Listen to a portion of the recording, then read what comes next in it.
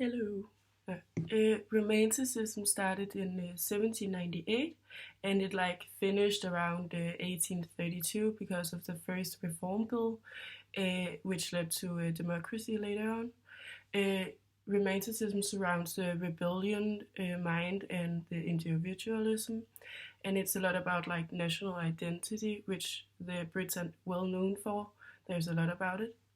It was in the Romanticism that authors started writing about themselves instead of so many other things at that time. And it was when Romanticism happened when the nation went from agricultural to an industrial society. The Romanticism in the Great Britain was in a shadow of the French Revolution and the war. It was Romanticism that made feminism come more out, get out more, come out of the shadow, and it was where more people started reading. It was not only women who started having something to say. It was also that the idea that maybe slaves and animals had rights at that time, which wasn't normal. The nature is a big element in Romanticism.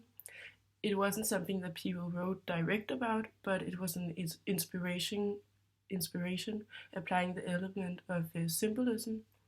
Nature is organic, and it was used as an escape from the mechanical reality that they were going towards the industrial period.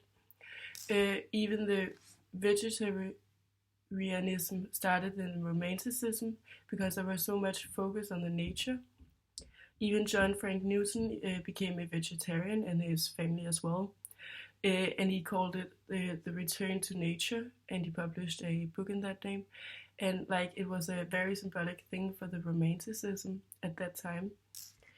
In a lot of poems, nature is used to reflect the person's feelings, like in the poem "I Wandered Lonely as a Cloud," which we went through in class. And it's by William Wordsworth, and he was a very central part of the Romanticism.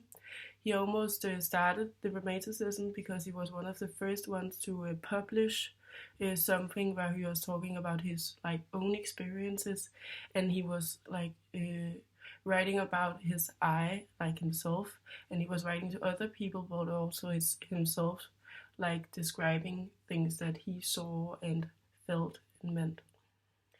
In the Romanticism, it was almost like fashion to commit suicide, have heartbreaks, and go through unreturned love.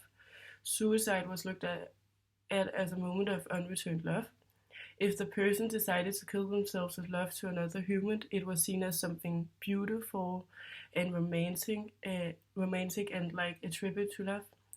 There were people that committed suicide because of the people they looked up to, because of there was a lot of authors and poets and artists that committed suicide in that age.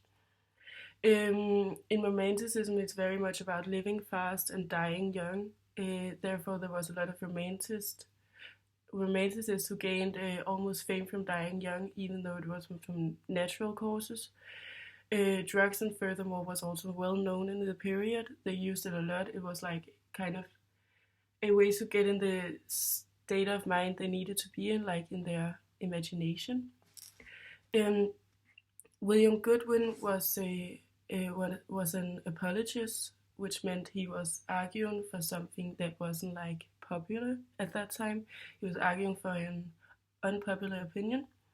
He meant that man is born as a good person, but is corrupted by the institutions of society, like government, education, and marriage. He meant that if you took all those factors away and instead let the human return to nature, the man would be perfectible.